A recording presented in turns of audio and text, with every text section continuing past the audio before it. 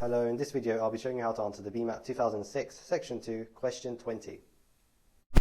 So we have this circuit here with 5 identical resistors, and we asked to find the order of increasing potential difference of R1, R2 and R3.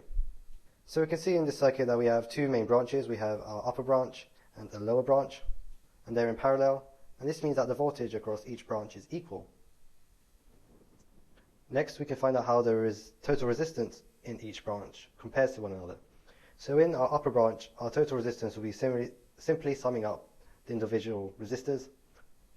And since all resistors are identical, we'll say there's a total resistance of 2R.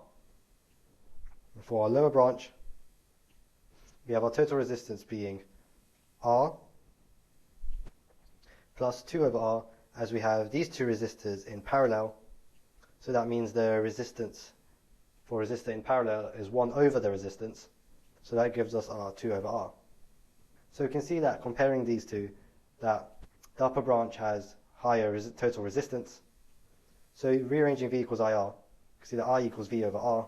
So for the same voltage, there will be more current in the lower branch as it has less resistance. So that means if we just look at R1 and R2, again using V equals IR, we know that the resistance for R1 and R2 are the same. However, the current going through R2 is greater. That means that the voltage in R2 will be greater than the voltage in R1. So now finally looking at R3, so this is in parallel, and the voltage is evenly split between these two resistors. So our voltage across R3 will be half that of R2.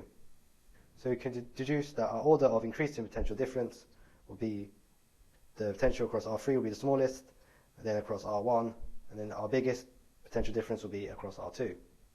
So that gives us our answer of E.